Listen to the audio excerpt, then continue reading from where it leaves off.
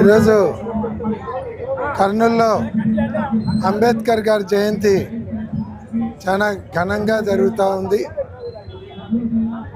ఈరోజు అంబేద్కర్ గారు ఒక రాజ్యాంగ నిర్మాతగా భారతదేశానికి దశ దిశ చూపించినటువంటి మహానుభావుడు.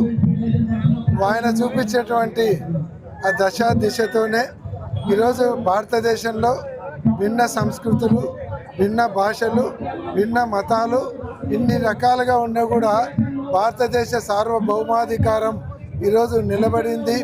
ప్రపంచ దేశాలలో భారతదేశం ఒక అగ్రగామిగా నిలబడింది. అంటే ఈరోజు ప్రజలందరూ కూడా కులాలకు మతాలకు అతీతంగా ఆర్థికంగా, రాజకీయంగా, సామాజికంగా సమాన ఫలాలు అనుభవిస్తున్నారంటే అది బాబాసాహెబ్ అంబేద్కర్ గారు రచించినటువంటి రాజ్యాంగం యొక్క గొప్పతనము.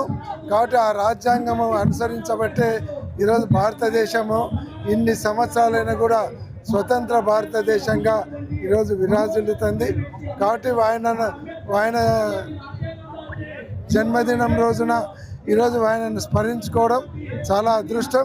కానీ ఇంత పెద్ద ఎత్తున కార్యక్రమం జరుగుతూ ఉంటే కర్నూలు జిల్లాలో రాజకీయ నాయకులు ఎవ్వరు కూడా పాల్గొనకపోవడం, మంత్రులు కానీ ఎమ్మెల్యేలు కానీ ఎవరు వచ్చి పాల్గొని, కనీసం మంత్రి గారు మొన్న దామోదరం సంజీవయ్య కార్యక్రమానికి కానీ ఈరోజు బాబాసాహెబ్ అంబేద్కర్ గారి కార్యక్రమానికి కానీ పాల్గొనకపోవడం అనేది చాలా బాధ అనిపిస్తుంది.